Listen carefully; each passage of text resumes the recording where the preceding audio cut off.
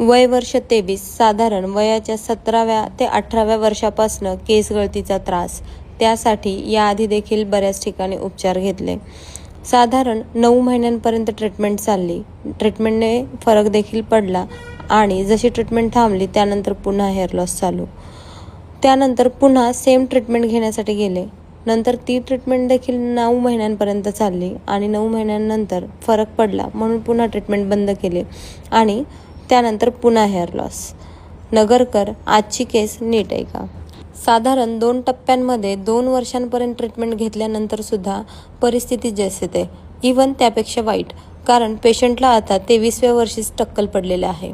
ज्या वेळेला पेशंटची पूर्ण हिस्ट्री घेतली, स्कॅल्प एक्झामिनेशन केलं आणि त्यानंतर काही ब्लड टेस्ट केल्या, त्यानंतर लक्षात आलं की पेशंटला B12ची डेफिशियन्सी आहे. D3 देखील कमी होतं पेशंटचं.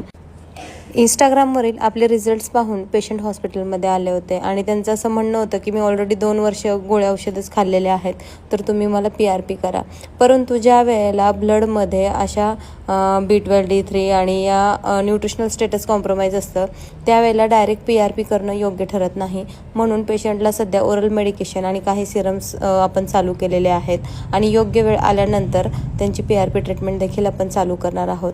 तर नगरकर, तुम्हाला सुद्धा असाच काही त्रास असेल तर वेद हॉस्पिटलला एकदा नक्की व्हिजिट करा. थँक्यू.